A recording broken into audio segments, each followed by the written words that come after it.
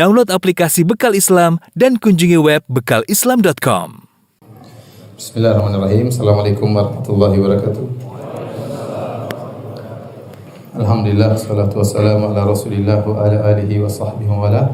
Hadirin hadirat yang dirahmati Allah subhanahu wa ta'ala, kita lanjutkan pembahasan kita tentang sirah nabawiyah.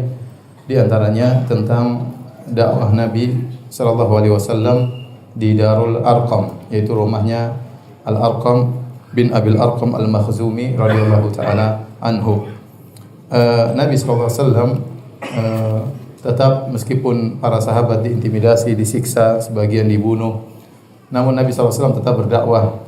Dan Nabi selain berdakwah secara terang-terangan, beliau juga membawa para sahabat berkumpul di suatu rumah yang dikenal dengan Darul Arqam. Dar artinya rumah.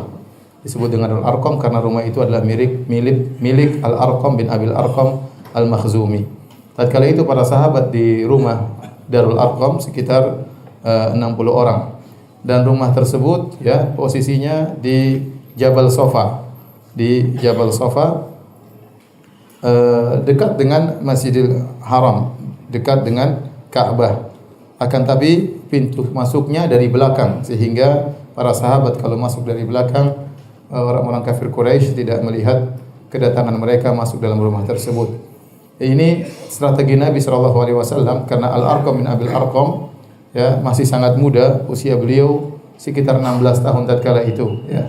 Dan ini menjauhkan persangkaan orang-orang Quraisy. Mungkin orang-orang Quraisy menyangka kalau Muhammad sallallahu alaihi wasallam membuat markas, maka tentunya akan memilih rumah dari para pembesar-pembesar sahabat Nabi sallallahu alaihi wasallam, mungkin rumahnya Abu Bakar atau rumah yang lain, tapi ternyata yang dijadikan markas oleh Nabi sallallahu alaihi wasallam adalah rumahnya Al-Arqam bin Abil Arqam. Padahal posisinya dekat Ka'bah, dan kita tahu orang-orang kafir Quraisy nongkrongnya di mana? Di Masjidil Haram ya. Tapi mereka tidak menduga sama sekali. Kemudian yang kedua, Al-Arqam bin Abil Arqam ternyata berasal dari kabilah Banu Makhzum, dan Banu Makhzum adalah kabilahnya Abu Jahal. Sudah kita sampaikan bahwasanya kabilah Banu Makhzum selalu bersaing dengan kabilah Banu Hashim, yaitu kabilahnya Rasulullah sallallahu alaihi wasallam. Dan Arqam bin Abil Arqam ini Islamnya tidak diketahui karena dia sembunyi-sembunyi. Ya, mereka menyangka dia masih termasuk dari orang-orang kafir Quraisy, apalagi berasal dari kabilahnya Abu Jahal. Ternyata dia sudah Islam dan bahkan rumahnya dijadikan markas oleh Nabi sallallahu alaihi wasallam. Dan Nabi akhirnya mendidik para sahabatnya dalam rumah tersebut bertahun-tahun ya, mengajarkan Islam kepada mereka. Hadirin dan hadirat yang dirahmati oleh Allah Subhanahu wa taala, akan tetapi sikap keras orang-orang kafir Quraisy semakin menjadi-jadi. Ya, para sahabat semakin disiksa, semakin ditindas. Akhirnya Nabi sallallahu alaihi wasallam mau tidak mau menyuruh para sahabat untuk berhijrah. Berhijrah yang pertama yaitu hijrah ke negeri Habasyah. Jadi hijrah di zaman Nabi terjadi 3 kali. Hijrah ke negeri Habasyah yang pertama, kemudian pada tahun 5 Hijriah, kemudian hijrah ke negeri Habasyah yang kedua, bukan 5 Hijriah, 5 kenabian. Kemudian hijrah ke negeri Habasyah yang kedua, yang ketiga hijrah ke kota Madinah pada tahun 13 kenabian. Jadi hijrah ada 3 kali. Hijrah pertama adalah ke negeri Al-Habasyah. Tatkala kaum muslimin ditindas, turunlah beberapa surat yang mengisyaratkan untuk mencari solusi dengan pergi ke tempat yang aman. Di antaranya turun surat Al-Kahfi di kota Mekah. Di saat kaum muslimin ditindas, turun surat Al-Kahfi yang bercerita tentang kisah para pemuda yang mereka dimusuhi oleh satu negeri, seluruhnya memusuhi mereka, dan akhirnya Allah menyuruh mereka untuk bersembunyi di goa. Fa'wu ilal kahfi yanshur lakum rabbukum min rahmatih. Kata Allah, pergilah kalian menuju goa karena mereka tidak aman kalau di kota, bakalan dibunuh, bakalan disiksa. Maka para pemuda tersebut yang berjumlah 7 orang itu akhirnya pergi ke goa untuk menyelamatkan diri agar bisa tenang jauh dari gangguan kaum di negerinya. Kemudian juga turun suatu ayat dari surat Az-Zumar yang juga mengisyaratkan tentang adanya hijrah, yaitu firman Allah Subhanahu wa taala, lil ladzina ahsanu fi hadhihi dunya hasanah. Sungguhnya orang-orang yang berbuat kebaikan di dunia bagi mereka surga. Wa ardullahi wasi'ah. Dan sungguhnya bumi Allah itu luas. Ini isyarat bumi Allah itu luas. Kalau seorang ternyata tidak bisa beribadah kepada Allah di suatu negeri, maka hendaknya dia mencari negeri yang lain. Akhirnya Nabi SAW memerintahkan para sahabat yang sudah tidak kuat dan ingin berhijrah, silakan. Kata Nabi SAW, "Lau kharajtum ila ardil Habasyah." Seandainya kalian pergi meninggalkan kota Mekah menuju ke negeri Al-Habasyah, fa inna biha malikan la yuzlamu indahu ahadun. Sungguhnya di negeri Habasyah ada seorang raja, itu Raja An-Najasyi, yang namanya adalah Asmaha An-Najasyi. Jadi An-Najasyi itu adalah istilah raja bagi negeri Habasyah, seperti presiden, seperti Fir'aun adalah istilah raja bagi negeri Mesir, seperti Kaisar adalah istilah raja bagi Romawi, ya. Tetapi Najasyi ini namanya adalah Asmaha. Namanya Asmaha. Maka Nabi mengatakan sungguhnya di negeri Habasyah ada seorang raja yang tidak seorang pun akan dizalimi di sisinya. Wahya ardu sidqin, dan itu adalah negeri yang baik. Hatta yaj'alallahu lakum farajan mimma antum fihi, sampai Allah memberikan solusi bagi kondisi kalian yang sulit ini. Akhirnya berangkatlah sebagian sahabat untuk pergi ke negeri Habasyah. Dan ini adalah perjalanan yang berat, ya. Mereka pergi ke negeri Ajam, bukan negeri yang berbahasa Arab, ya. Kemudian mereka pergi ke negeri yang sangat jauh, harus berlabuh melalui lautan. Kemudian mereka pergi ke negeri yang lebih miskin daripada kota Mekah, ya. Negeri yang asing, yang tidak biasa bagi mereka, namun semuanya demi beribadah kepada Allah Subhanahu wa taala. Akhirnya berangkatlah sebagian kaum muslimin menuju ke negeri Habasyah pada tahun 5 kenabian di bulan Rajab. Dan orang yang pertama kali pergi ke negeri Habasyah adalah Utsman bin Affan radhiyallahu taala anhu bersama istrinya Ruqayyah, putri Nabi sallallahu alaihi wasallam. Hadirin dan hadirat yang dirahmati Allah Subhanahu wa taala, bersama Utsman ada 10 lelaki yang lain. Jadi yang pergi ke negeri Habasyah ada 11 lelaki dan ada 4 wanita. Di antara lelaki tersebut adalah Utsman bin Affan, kemudian Abu Hudzaifah bin Utbah bin Rabi'ah, kemudian Az-Zubair bin Al-Awwam, Mus'ab bin Umair, Abdurrahman bin Auf, Abu Salamah, Utsman bin Mad'un, Amir bin Rabi'ah, Abu Sabrah, Suhail ibnu Baydha, Abu Hatib bin Amr. Ini laki-laki. Adapun perempuan di antaranya Ruqayyah, istrinya Utsman bin Affan radhiyallahu taala anhu, putrinya Nabi sallallahu alaihi wasallam, kemudian Sahlah bintu Suhail, istrinya Abu Hudzaifah bin Utbah, ya. Kemudian Ummu Salamah, istrinya Abu Salamah, ya. Maka mereka pun berangkat menuju ke negeri Habasyah. Mereka keluar diam-diam menuju ke negeri Habasyah. Di antara mereka ada yang berjalan kaki, di antara mereka ada yang naik kendaraan. Tatkala sudah tiba di tepi pantai, Allah mentakdirkan ternyata ada 2 perahu atau 2 kapal yang lagi bersandar dan akan segera pergi ke negeri Habasyah.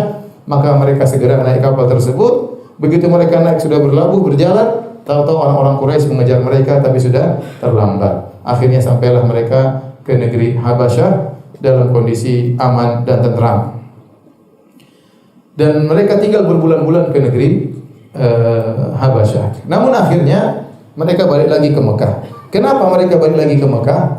Karena ada satu peristiwa yang menimbulkan isu tersebar bahwasanya orang-orang Quraisy di Mekah sudah pada sadar, sudah pada masuk Islam. Ada isu berita seperti ini, sehingga mereka akhirnya balik ke negeri kampung mereka, kota Mekah. Ternyata berita tersebut adalah isu yang tidak benar.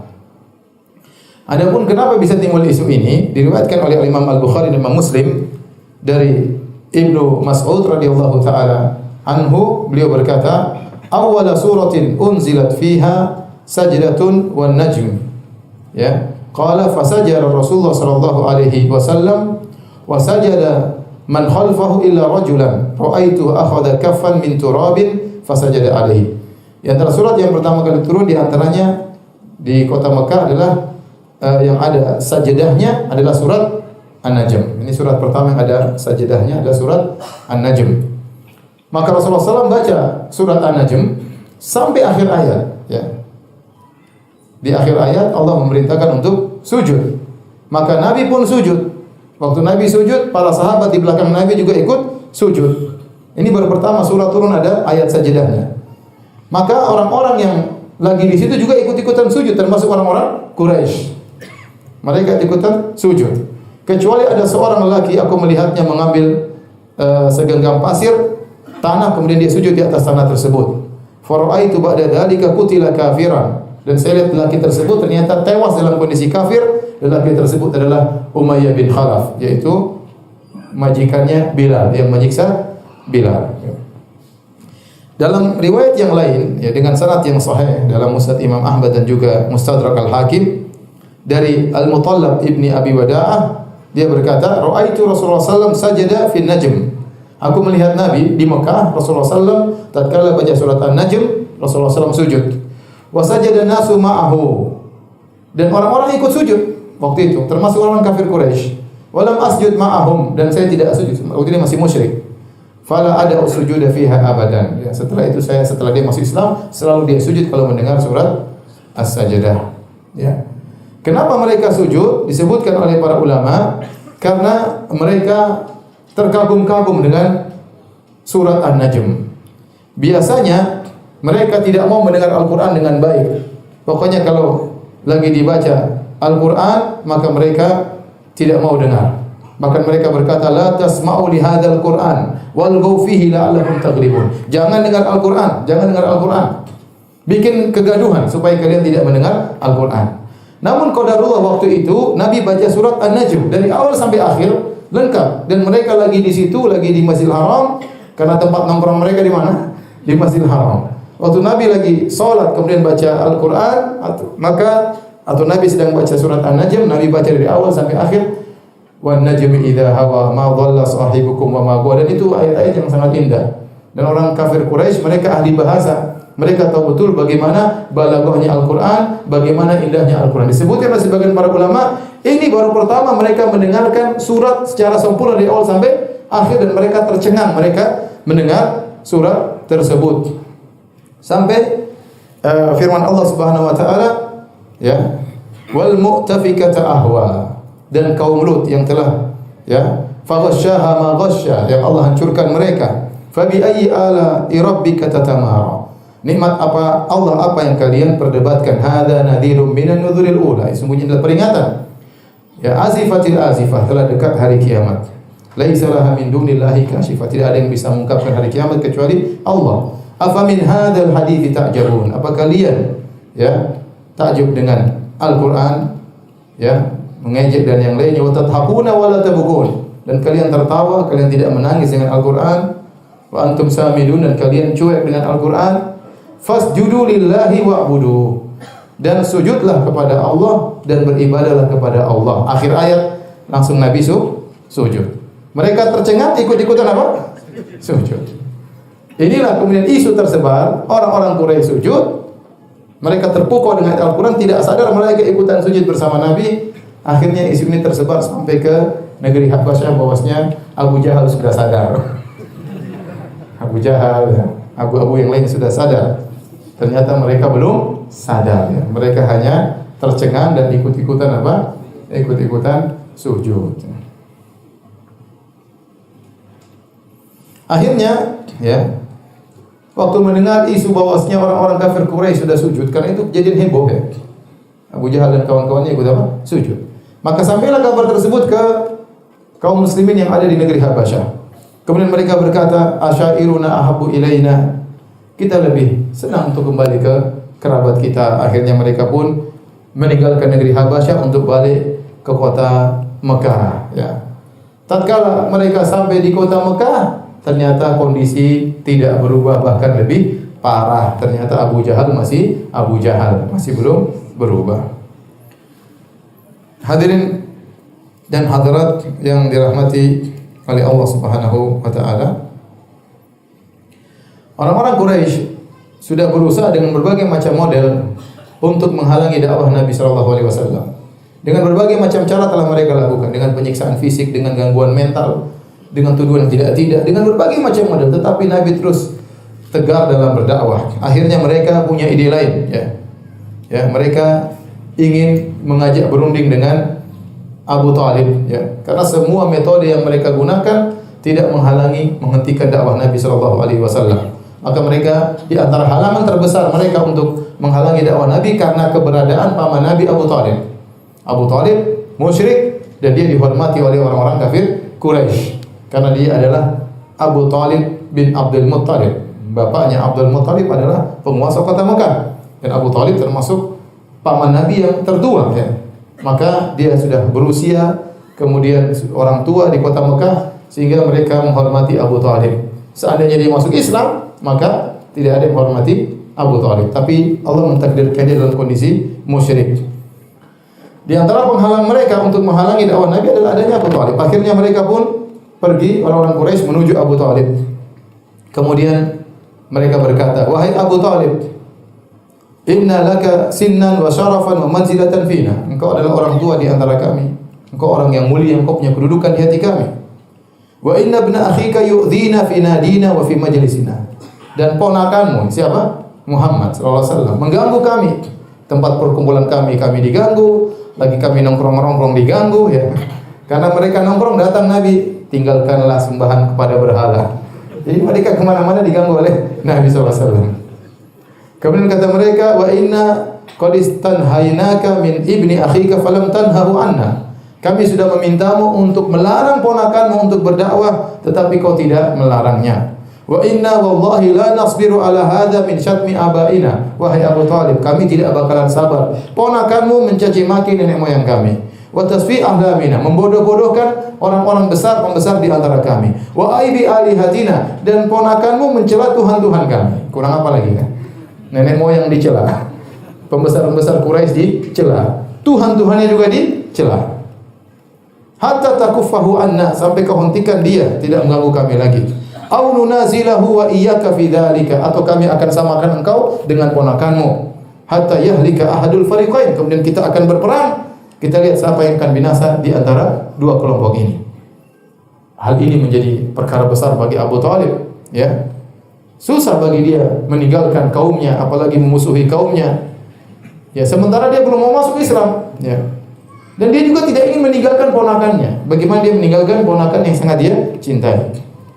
Maka dia utus anaknya Aqil, anaknya yang paling tua, ya, atau kakaknya Ali bin Abi Thalib, Aqil, ya. Ila Rasulullah sallallahu alaihi wasallam, maka Aqil bin Abi Thalib datang kepada Rasulullah sallallahu alaihi wasallam. Jadi anaknya Abu Thalib ada Talib, ada Aqil, ada siapa? Ali, ada Ja'far, ya. Ada Ja'far, ada Ali. Ali yang paling kecil. Falamma ja'a Rasulullah sallallahu alaihi wasallam qala lahu, ya. Tatkala datang kepada Rasulullah sallallahu alaihi wasallam, kemudian Aqil berkata, ya. Atau Abu Thalib berkata, "Ya ibna akhi, inna qaumaka qad ja'uni." Kata Abu Thalib kepada Nabi, "Wahai ponakanku, sesungguhnya kaummu orang-orang Quraisy telah datang kepadaku. Faza'amu annaka tu'dhihim fi nadihim wa fi majlisihim." Dan mereka mengatakan kau telah mengganggu mereka di tempat nongkrong mereka, tempat kumpul-kumpul mereka. Fantahi an dzalik, hendaknya engkau berhenti dari sikapmu tersebut. Ya. Wa abqi alayya wa ala nafsika wa la tuhammilni min al-amri ma la utiq. Biarkanlah aku tetap, ya, dalam kondisiku, ya. Artinya tak dihormati orang kafir Quraisy. Dan jangan kau bebankan aku dengan perkara yang aku tidak mampu. Ya, kalau aku ganggu mereka terus, mereka akan, ya, menyudutkan aku terus dan aku tidak mampu. Fahallaqa Rasulullah sallallahu alaihi wasallam bi basarihi ila sama, maka Nabi pun memandang ke arah langit. Kemudian Nabi berkata, "Tarawna hadhihi syams?" Nabi berkata kepada Abu Talib dan orang-orang Quraisy yang ada. Kata Nabi, "Tarawna hadhihi syams?" Kalian lihat matahari ini? Qalu na'am, kata mereka iya. Maka Rasulullah SAW berkata, "Ma ana bi aqdara ala an ad'a dzalika minkum ala an tush'ilu minha syu'latan." Kalian tahu ini apa namanya matahari? Kalian bisa enggak ambil api dari matahari? Itu kalian tidak mampu. Saya lebih tidak mampu lagi meninggalkan dakwah ini daripada ketidakmampuan kalian mengambil api dari matahari. Ya, artinya mustahil saya meninggalkan apa? Dakwah. Kalian mustahil mengambil api dari, nyalain api pakai matahari kan mustahil. Ya, saya lebih mustahil lagi untuk meninggalkan dakwah ini. Tatkala itu Abu Talib berkata, "Wallahi ma kadzaba ibnu akhi qat farji'u." Kata Abu Talib, "Demi Allah, ponakanku tidak pernah berdosa sama sekali. Pulanglah kalian wahai orang-orang Quraisy. Kemudian Abu Thalib mengucapkan bait-bait syairnya yang masyhur. Beliau berkata, "Wallahi la yasilu ilaika bi jam'ihim hatta uwassada fit turabi dafina." Demi Allah, mereka orang-orang Quraisy tidak akan bisa mengganggu engkau wahai Muhammad meskipun mereka berkumpul dan bersatu padu sampai aku dikuburkan dalam kuburan. Famdi li amrika ma 'alaika ghadabatan. Abshir wa qarra bidzalik bidzaka minka uyuna. Teruskanlah dakwahmu, ya, kau tidak perlu merasa rendah dan bergembiralah, engkau akan senang dengan melihat pertolonganku. Wa da'autani wa alimtu annaka nasihi. Engkau telah mendakwahi aku dan aku tahu engkau benar-benar memberi nasihat kepadaku. Falaqad sadaqta wa kunta qidama amina. Sungguh kau telah benar dan kau sejak dulu dikenal sebagai orang yang amin, yang terpercaya. Wa aradta dinan qad alimtu bi annahu. Engkau telah menawarkan kepada aku suatu agama yang aku tahu min khairi adyanil bariyati din. Aku tahu agamamu adalah agama manusia yang terbaik di antara agama-agama yang ada. Laulal malamatu au hadari subbatan la wajadtani samhan bidzaka amina. Kalau bukan karena aku takut dicela, dicerca oleh kaumku, kau akan dapati aku akan beriman dengan agamamu. Tapi karena dia takut cercaan, Abu Thalib tidak mau beriman kepada Nabi sallallahu alaihi wasallam. Gagal perundingan yang diinginkan oleh orang-orang Quraisy. Aduh, Abu Thalib tidak mau mengalah. Tetap bertahan, nekat mati demi membela Muhammad ponakannya sallallahu alaihi wasallam.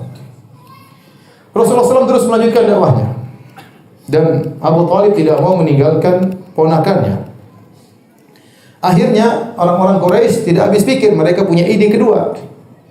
Ini Abu Thalib sangat sayang pada ponakannya. Coba kita ganti orang lain supaya ganti ponakannya. Akhirnya mereka membawa seorang namanya Umarah ibn al-Walid ibn al-Mughirah, anaknya Al-Walid ibn al-Mughirah. Faqalu, mereka bawa anak muda ini. Kata mereka, "Ya Abu Thalib, qad ji'naka bi fata Quraisyin jamalan wa nasaban wa nahadatan wa syi'ran." Wahai Abu Thalib, ini anak muda namanya Umarah. Dia adalah orang yang paling gagah, ya. Nasabnya tinggi, kemudian orangnya kuat dan dia pandai syair. Maka fakhudhu falaka nasruhu aqluhu mirathuhu. Ambillah orang anak ini wattakhidhu waladan fahuwalak. Ambillah anak ini dan jadikanlah ini sebagai anakmu. Wa aslim ilaina ibn akhi, dan serahkan Muhammad kepada kami. Tukeran, ya. Jadi kata mereka, ini buat kamu, Muhammad serahkan kepada kami. Alladzi qad khalafa dinak, itu ponakanmu telah menyelisih agamamu. Wa dina abaik, dan telah menyelisih agama nenek moyangmu. Wa farraqa jama'ata qaumik, telah memecah belah, ya, kaum kita. Wasaffa ahlamana, ya, dan dia telah bodoh-bodohi pembesar-pembesar kita. Fanaqtulahu, lalu kami akan bunuh dia, ini gantinya. Ya. Kemudian apa kata Abu Thalib? Wallahi ma ansaftumuni, kalian tidak adil kepadaku. Atu'tunani ibnakum akfuluhu lakum wa utikum ibni taqtulunahu. Apa kalian mau berikan anak kalian supaya saya pelihara, kemudian anak saya berikan kalian bunuh? Ini apa ini? Kata Abu Thalib, ini apa ini? Tasumunani saumal ariri dzalil, hada wallahi la yakunu abada. Ini penawaran yang menghinakan. Bagaimana kalian serahkan anak kalian untuk saya pelihara, anak saya serahkan untuk kalian bunuh. Ini penukaran yang enggak beres. Demi Allah ini tidak akan terjadi. Hadirin hadirat yang dirahmati Allah Subhanahu wa taala, ya. Demikianlah Abu Thalib bersikeras untuk membela Rasulullah sallallahu alaihi wasallam dan dia tidak akan meninggalkan Rasulullah sallallahu alaihi wasallam.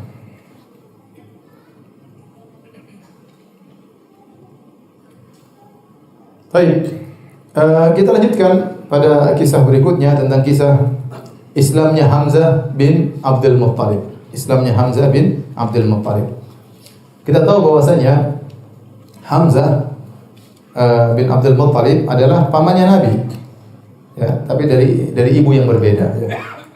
Ya, dari bapaknya Nabi dengan Hamzah ibunya berbeda. Jadi Abdul Muttalib punya istri ada 4 atau 5, ya. Kemudian dari 4 istrinya tersebut punya anak laki-laki 10. Di antaranya bapaknya Nabi Abdullah dan Abu Thalib satu ibu, Hamzah dari ibu yang lain. Tapi Hamzah adalah paman Nabi SAW Dan dia sangat dekat dengan Nabi SAW sebagaimana pernah kita jelaskan.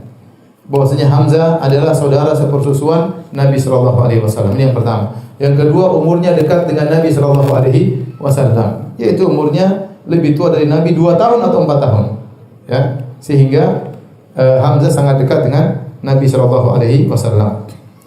Dalam kondisi penindasan terhadap kaum muslimin, penghinaan terhadap Nabi SAW, bagaimanapun Bani Hashim, yaitu Abu Talib dan Bani Hashim, suku Nabi SAW, tetap saja ada fanatik kesukuan yang mereka dengan fanatik kesukuan tersebut masih saja membela Nabi SAW.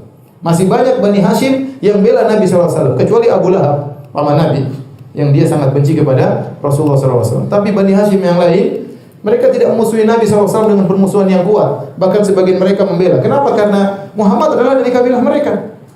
Meskipun mereka musyrik, mereka masih sayang kepada Rasulullah SAW.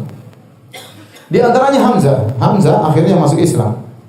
Adapun sebab Hamzah masuk Islam, ya, bahwasanya suatu hari Abu Jahal lewat di sisi Nabi SAW dan Nabi sedang berada di Bukit Sofa.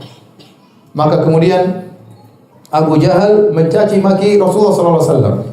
Wa syatamahu, dicaci maki, dihina. Wa nala minhu ba'dha ma yakrah, melakukan perkara-perkara yang dibenci oleh Rasulullah SAW. Wa Rasulullah SAW sakit, Rasulullah SAW hanya terdiam dengan ocehan Abu Jahal. La yukallimuhu, Nabi tidak balas sama sekali ocehan Abu Jahal. Thumman saraf, kemudian Abu Jahal pun pergi. La'natullah alaihi. Kemudian dia pergi ke ila nadin min Quraisy indal Ka'bah. Kemudian dia pergi ke tempat nongkrong-nongkrong orang-orang Quraisy dekat Ka'bah. Abu Jahal pergi setelah maki-maki Nabi, dia pergi fajalasa ma'am, kemudian duduk sama kawan-kawannya. Ternyata waktu Abu Jahal lagi maki-maki Nabi, ada budak perempuan milik Abdullah bin Jud'an yang dia tinggal dekat situ, dekat Bukit Sofa. Dia mendengar makian Abu Jahal kepada Nabi SAW. Tiba-tiba setelah itu datanglah Hamzah. Jadi Abu Jahal sudah pergi, Nabi juga sudah pergi. Tiba-tiba datang Hamzah mutawahishan qausahu raji'an min qanasin lahu. Hamzah baru pulang, sedang membawa busur panahnya masih dipegang, ya, dia baru saja berburu. Kemudian dia lewat di Bukit Sofa. Tatkala dilihat oleh budak wanitanya Abdullah bin Jud'an, maka dia panggil, "Ya Aba Umarah, wahai Hamzah. Law ra'aita ma laqiya ibnu akhika Muhammadun anifan." Seandainya kau lihat apa yang ditimpa oleh ponakanmu Muhammad min Abil Hakam ibni Hisham, gangguan yang dilakukan oleh Abul Hakam bin Hisham, itu oleh Abu Jahal. Wajadahu hahuna jalisan fa'adha wa sabbahu. Abu Jahal tadi lewat, lihat Muhammad lagi duduk di sini, tahu-tahu dia berhenti, kemudian dia maki-maki Muhammad. Ya. Kemudian dia pun sehabis maki-maki Muhammad, tsumman sarafa anhu, kemudian Abu Jahal pun pergi, walam yukallimu Muhammad, sementara ponakan Muhammad tidak balas sama sekali, hanya terdiam. Hamzah emosi. Ya. Bagaimanapun Muhammad, saya musyrik, dia muslim, tapi ini ponakan saya. Ya. Ada manfaat juga fanatik apa? Fanatik kesukuan. Ya. Fahtamal Hamzah al-ghadab, maka dia pun ngamuk Hamzah. Ya, ini Allah membuat ini sebab untuk dia masuk Islam. Wa kana Hamzah tu'azzafatan fi Quraisy wa ashadda syakima. Dan Hamzah adalah seorang pemuda yang sangat kuat, yang dia sangat kuat pukulannya. Fantalaka yas'a musammiman annahu idza laqi Abu Jahl batasha bihi. Kemudian dia berjalan menuju Abu Jahal. Dia sudah bertekad kalau ketemu Abu Jahal saya labrak. Falamma dakhala al-masjid, tatkala dia masuk masjid, nadhara ilaihi jalisan fil qaum. Dia lihat Abu Jahal lagi nongkrong duduk. Abu Jahal bos, dikelilingi oleh apa? Anak buahnya. Fa aqbala nahwahu. Maka kemudian Hamzah menuju kepada Abu Jahal hatta idza qama ala ra'si rafa'al qaus. Terus dia masuk ke tengah-tengah majelis, langsung di depan Abu Jahal, kemudian dia angkat busurnya, fadarabahu biqul, dia pukul, puang, pukul kepala Abu Jahal. Fashajjahu syajjatan munkaratan. Terluka kepala Abu Jahal. Yang pukul Hamzah pakai busur. Untung busurnya dari kayu, bukan dari apa, besi. Thumma qala lahu, kemudian Hamzah berkata kepada Abu Jahal, "Atashtumu ibna akhi wa ana ala dinihi aqulu ma yaqul." Hamzah emosi aja. Berani benar kau maki-maki ponakanku. Saya juga agamanya sama dengan ponakanku. Padahal dia belum masuk Islam. Cuma dia karena jengkel, dia bilang, kau berani-berani maki ponakanku sementara saya agamanya sama dengan ponakan saya. Aku berkeyakinan apa yang dia yakini, aku katakan apa yang dia katakan. Kemudian kata Hamzah, farudda alayya dzalika in istata'ta. Kalau kau bisa balas saya. Ditantang sama siapa? Hamzah. Kalau kau bisa lawan saya. Faqama rijalun Bani Makhzum ila Hamzah. Kemudian anak buahnya Abu Jahal dari Bani Makhzum berdiri ingin menyerang Hamzah. Liyansuru Abu Jahal, mereka ingin menolong Abu Jahal. Faqala lahum Abu Jahal berkata, "Da'u Aba Umarah." Biarin Hamzah. Abu Umarah biarkan dia. Fa inni wallahi qad sababtu ibna akhihi sabban qabihan. Sungguh demi Allah saya tadi telah mencaci maki ponakannya dengan makian yang buruk. Artinya kata Abu Jahal, biarlah. Saya tadi salah memang sudah maki-maki ponakannya. Udah biarin aja. Kemudian ada Hamzah ila bait. Hamzah pun pulang ke rumahnya. Dia bingung. Dia ini belum masuk Islam. Tapi dia sudah mengatakan Islam di hadapan siapa? Abu Jahal. Di hadapan kaumnya. Dia bingung. Datanglah waswas syaitan. Bagaimana ya? Syaitan bilang, "Kenapa kau tinggalkan agama kaummu? Kenapa kau ikuti ponakanmu yang keluar dari tradisi nenek moyangmu? Lebih baik kau mati daripada apa yang kau lakukan tadi." Dia bingung. Kemudian dia berdoa, "Allahumma in kana rusydan faj'al tasdiqahu fi qalbi wa illa faj'al mimma waqatu fi makhrajan." Dia berdoa, "Ya Allah, kalau benar bahwasanya beriman kepada Muhammad adalah petunjuk, jadikanlah hatiku membenarkan ponakanku. Tapi kalau ternyata tidak benar, carilah solusi buatku ya Allah." Tidak ada solusi, maaf. Sudah maki-maki Abu Jahal, yang dimaki-maki kepala geng, terus repot dia. Memasuk agamanya Muhammad masih ragu. Serba salah dia tadi cuma fanatik apa? Fanatis golongan, marah sesaat, akhirnya dia mengucapkan apa yang tidak dia yakini. Kemudian dia pun malam itu bingung, ya. Was-was syaitan bergeliat di hatinya. Akhirnya besoknya dia pun pergi kepada Nabi sallallahu alaihi wasallam. Kemudian dia berkata, "Ya bani akhi, inni qawaqtu fi amrin la a'riful makhraja minhu." Wahai ponakanku, sungguhnya aku terjerumus dalam suatu perkara yang aku tidak tahu solusinya.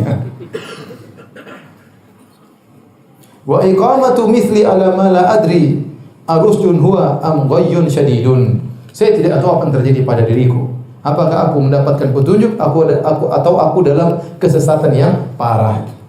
Maka Nabi pun berbicara dengan Hamzah. Kemudian dia menyampaikan nasihat yang menerangi hati Hamzah, menenangkan hatinya, menghilangkan segala was-was dan keraguan. Maka dia pun ingatkan, dia beri wejangan, memberi peringatan. Akhirnya Allah Subhanahu wa taala masukkan iman dalam hati Hamzah. Hamzah pun berkata, "Asyhadu innaka la shadiq."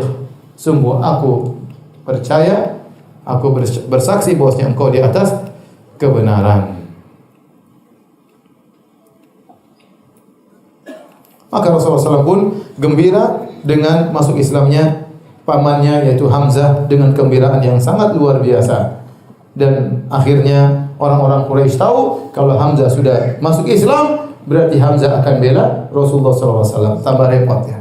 Pembela Nabi bertambah dan Hamzah bukan pemuda biasa, pemuda yang sangat jago. Nanti kalau kita lihat bagaimana dia berperang, tidak ada yang bisa mengalahkan Hamzah. Bahkan diriwayatkan Hamzah kalau berperang, dia dengan dua tangannya memegang apa? Pedang. Kebanyakan orang satu tangan megang perisai, satu tangan pedang. Hamzah dengan pedang dua-duanya, dan dia hebat dalam berperang. Tidak ada yang bisa menghadapi Hamzah dalam peperangan. Akhirnya dia meninggal karena tombak yang dilepaskan oleh Wahsy dari kejauhan. Baik, hadirin dan hadirat yang rahmati Allah Subhanahu wa taala, kisah berikutnya adalah kisah berimannya atau Islamnya Umar bin Khattab radhiyallahu taala anhu. Ya, kita tahu bahwa Umar bin Khattab termasuk orang yang keras terhadap kaum muslimin, ya, memusuhi dakwah Nabi sallallahu alaihi wasallam, ya. Bahkan kaum muslimin tatkala sering mendapati gangguan dari Umar bin Khattab, mereka kayaknya mustahil Umar masuk Islam. Saking kerasnya Umar bin Khattab kepada kaum muslimin. Akan tapi Nabi sallallahu alaihi wasallam tidak putus asa. Al-Imam Ahmad meriwayatkan dalam musnadnya dan juga Ibnu Hibban dalam sahihnya dengan sanad yang hasan dari Ibnu Umar. Maka Ibnu Umar berkata, bapakku Umar bin Khattab pernah berdoa, bukan, dia berkata kata Ibnu Umar, Rasulullah sallallahu alaihi wasallam pernah berdoa, Allahumma a'izzal Islam bi ahabbi hadaini rajulaini ilaik. Bi Abi Jahal bin Hisham atau Umar bin Khattab. Ini dua-duanya ini penjahat. Abu Jahal penjahat, Umar juga apa? Penjahat. Dua-duanya memusuhi dakwah. Tetapi Nabi berdoa, ya Allah, ya, kuatkanlah Islam dengan salah satu dari dua orang ini. Kalau enggak Umar, ya Abu Jahal. Biarkanlah salah satu masuk Islam. Enggak usah dua-duanya, satu aja cukup. Karena dua-duanya punya pengaruh besar. Siapa yang paling kau cintai di antara keduanya, ya Allah, masukkanlah ke dalam Islam. Ternyata Allah lebih mencintai siapa? Umar bin Khattab. Ya. Dalam riwayat yang lain, ya, disebutkan bahwasanya Nabi SAW kalau melihat Umar atau melihat Abu Jahal, maka Rasulullah berdoa, Allahumma shdud dinaka bi ahabbihima ilaik. Ya Allah, kokohkanlah agamamu dengan salah satu di antara dua orang ini. Kemudian Nabi lebih condong agar Umar yang masuk Islam. Mungkin karena Abu Jahal terlalu brengsek, Umar masih mending. Maka Rasulullah SAW berdoa, Allahumma izzal Islam bi Umar bin Khattab khassa. Kata Nabi, ya Allah, ya, kuatkanlah Islam, kokohkanlah Islam khusus dengan Umar. Umar saja, Abu Jahal tidak usah. Akhirnya Umar pun masuk Islam. Telah kita sebutkan bahwasanya, ya, Umar bin Khattab radhiyallahu anhu adalah orang yang sangat keras terhadap Islam, mengganggu dakwah, mengganggu kaum muslimin. Namun Allah menghendaki dia masuk Islam. Masuk Islam kenapa? Karena dia melihat situasi yang buruk bagi orang Islam yang harus pergi meninggalkan kota Mekah, susah, disiksa. Dia masih punya perasaan. Ya. Al-Imam Ahmad meriwayatkan dengan sanad yang hasan dan juga Al-Hakim, ya, dari Ummi Abdullah Laila binti Abi Hathamah radhiyallahu anha, zauji sahabil jalil Amir bin Rabi'ah. Jadi kisah Amir bin Rabi'ah dan istrinya Ummu Abdillah Laila binti Abi Hathamah yang keduanya hendak berhijrah ke negeri Habasyah. Istrinya berkata, "Inna lanartahilu ila ardil Habasyah." Suatu hari kami, saya dan suamiku ingin berangkat menuju negeri Habasyah, mau hijrah. Waqad dhahaba Amir fi ba'dhi hajatina, tapi suamiku Amir bin Rabi'ah sedang lagi pergi, lagi ada keperluan. Saya sudah siap-siap, siapkan onta dan segalanya. Idh aqbala Umar bin Khattab. Tiba-tiba datang Umar bin Khattab radhiyallahu anhu, masih musyrik. Hatta waqafa alayya, kemudian Umar berdiri di depanku. Depan Ummi Abdillah Laila binti Abi Hathamah. Wa huwa ala syirkihi. Umar masih musyrik tatkala itu. Dia berkata, "Wa kunna nalqa minhul balaa adan lana wa shiddatan alaina." Kami selalu diganggu oleh Umar, disakiti oleh Umar. Dia keras kepada kami. Tiba-tiba Umar menyapa Laila ini, istrinya Amir bin Rabi'ah. Kata Umar, "Innahul intilaqu ya Umma Abdillah." Apakah harus pergi wahai Umma Abdillah? Kalian akan pergi? Kata Laila, "Na'am." Dalam hati mungkin sudah tahu nanya, gara-gara ente saya harus pergi. Nanya-nanya lagi. Tapi dia tidak begitu, ya. Kata Laila, "Na'am, iya, saya akan pergi. Wallahi lanakhrujanna fi ardillah." Demi Allah kami akan keluar menuju bumi Allah.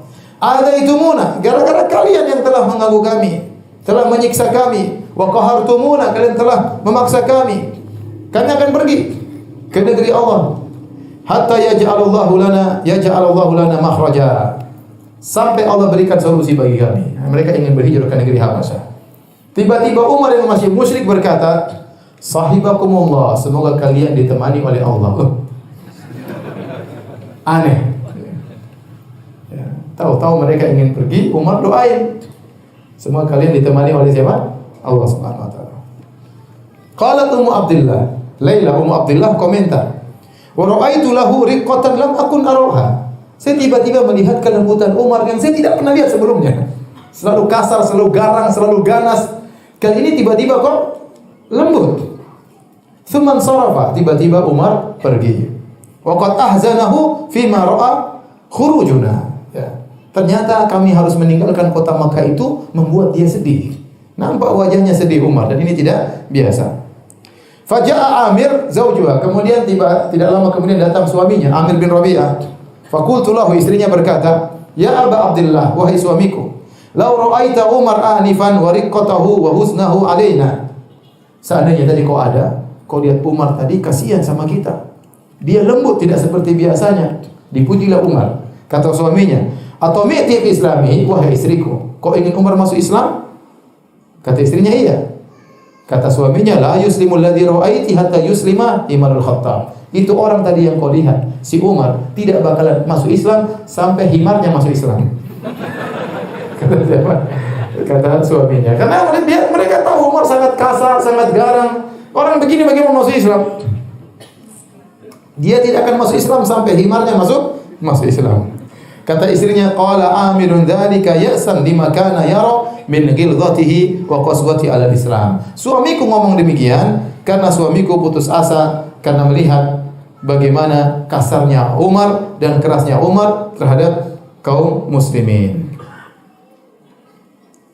Inilah ya yang menyebabkan Umar akhirnya masuk Islam ya.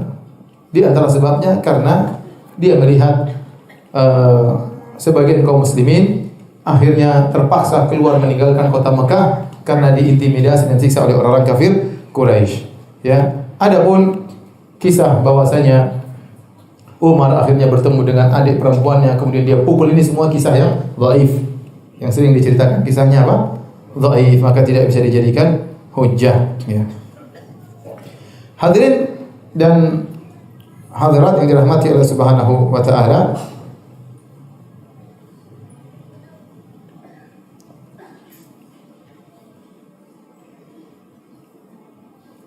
Umar masuk Islam, ya.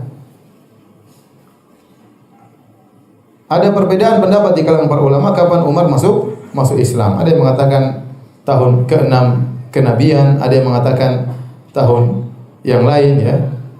Tetapi intinya, ya, Umar, ya, ada yang mengatakan tahun setelah itu, ya, karena sekitar tahun 9 setelah kenabian baru kemudian Umar masuk Islam. Allah alam mana yang lebih benar. Tatkala Umar masuk Islam, maka kabar tentang Islamnya Umar tersebar kemana-mana. Ibnu Hibban meriwayatkan dalam sahihnya dan juga Imam Ahmad dalam Fadail Sahabah dengan sanad yang kuat dari Ibnu Umar. Dia berkata tentang cerita tentang ayahnya. Dia berkata, "Lamma aslama abi Umar, lam ta'lam Quraisyun bi islamihi." Tatkala Umar masuk Islam, orang-orang Quraisy tidak tahu kalau dia sudah masuk Islam. Dan Umar ingin menebarkan berita dia sudah masuk Islam. Dia bangga masuk Islam dan ingin orang lain semuanya tahu dia sudah masuk Islam. Tapi tidak ada yang tahu. Ya, zaman dulu nggak ada WhatsApp, tidak ada medsos, ya. Kalau tinggal tulis medsos saya masuk Islam, semua orang tahu. Abu Jahal bacot udah masuk Islam. Ganti status. Tapi dulu tidak ada medsos. Maka Umar bingung gimana caranya supaya orang tahu semua dia masuk Islam. Maka Umar berkata, "Ayu Quraisyin anqalu lil hadis." Orang Quraisy mana yang paling tukang sebar berita? Mana sih orang Quraisy yang paling ember mulutnya? Mana, siapa? Qila lahu Jamil bin Ma'mar al-Jumahi. Dikatakan kepada Umar ada orang yang paling suka nukil berita, namanya Jamil bin Ma'mar al-Jumahi. Umar sengaja ketemu orang ini karena kalau sampai berita kepada dia bakalan apa? Tersebar. Faqada alaihi, Umar pun berangkat menuju orang ini, Jamil bin Ma'mar al-Jumahi.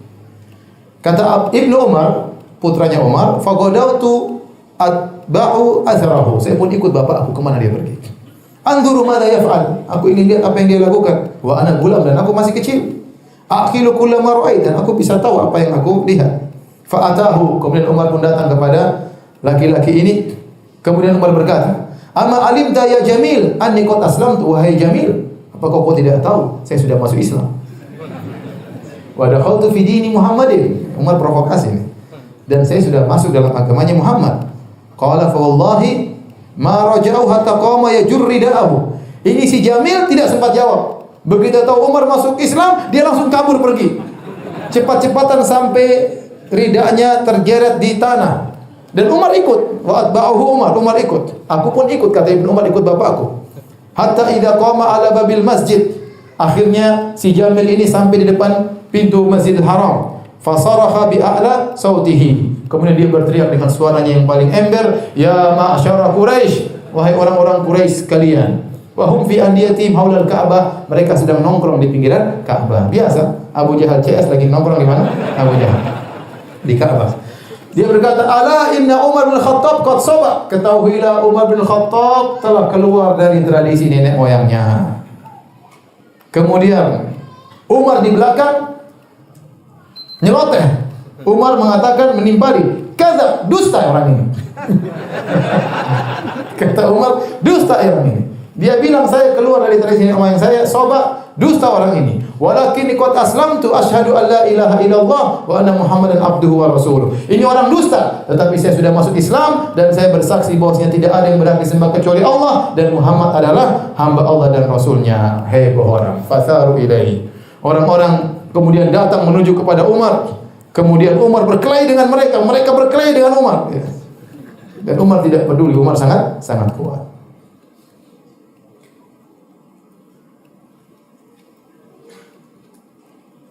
Tatkala mereka sedang ribut-ribut, tiba-tiba ada seorang yang sudah tua datang, dia memakai kain hullah, ya, dua pasang kain ya. Kemudian dia berdiri di hadapan mereka, kemudian dia berkata, "Ada apa dengan kalian? Kenapa gaduh?" Qalu, mereka ribut, "Sabah Umar bin Khattab masuk Islam, keluar dari tradisi kita." Kata dia, "Apa? Umar keluar dari tradisi kita? Rajulun ikhtar li nafsi amran, famadza turidun?" Ya sudah, dia pilih itu, biarin aja.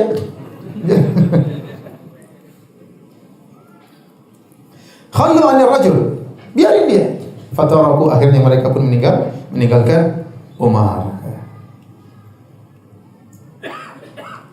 Kemudian Ibnu Umar berkata di kemudian hari, ya, setelah mereka berhijrah ke kota Madinah, Ibnu Umar bertanya, "Ya abati, wahai ayahku, manir rajul alladzi zajara al-qaum anka bi Makkah yauma aslamta?"